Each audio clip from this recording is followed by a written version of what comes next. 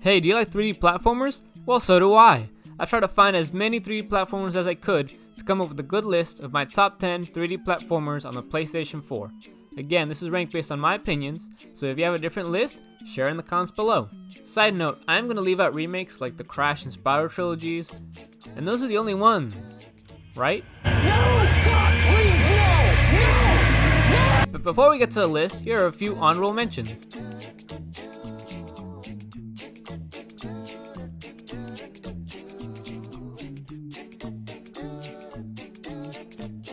Number 10, Contrast. This game has a mix of both 3D and 2D platforming, and does a fairly good job of mixing the two. Although this game came out on the launch day of the PS4 and it feels a bit undercooked now that I go back to it, so this could be a good one if you see it on sale. Number 9, Trine 3. This is also a bit of a mix between 3D and 2D, except it's as if the 2D access has been extended to give you room to run around in 3D. The edit space provides room to do some simple 3D platforming that is fun for a short time as it is a bit of a short game. Number 8, Skylar and Plux. Now we're coming to more traditional 3D platformers. Inspired by Jak and Daxter and Ratchet & Clank, this game follows in their footsteps, but can't quite fill them as it's a good game, but not one of the best of the genre.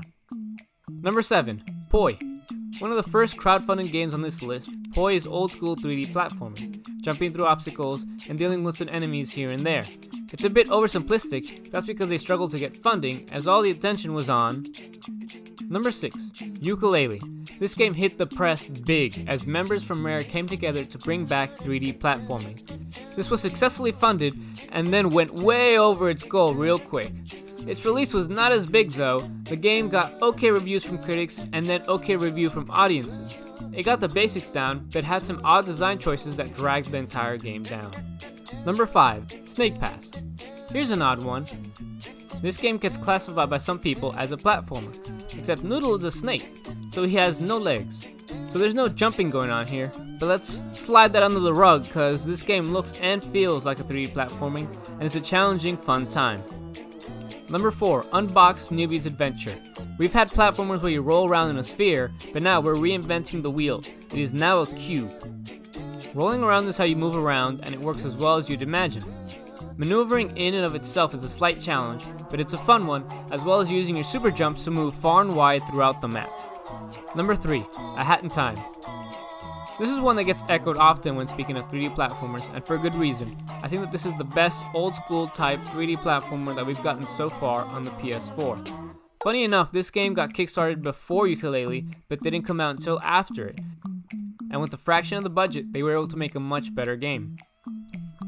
Number 2, Knack 1 and 2. Let me start off by saying that I do not get the Knack hate. When Knack 1 came out, it was heavily criticized while the weaker launch exclusive Killzone Shadowfall got a free pass.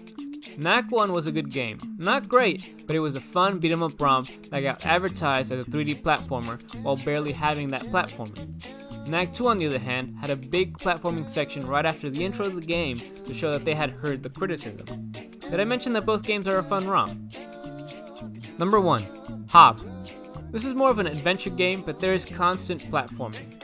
The combat system is also a big highlight as the fluid swordplay is done excellently, which is solid for a 3D platformer since combat systems seem to be a weak spot in modern ones. The game itself is gorgeous and there are even places where you can admire the beautiful vistas.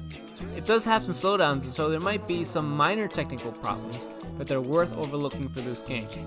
And that's my list! What do you think? Are there some 3D platformers that I missed?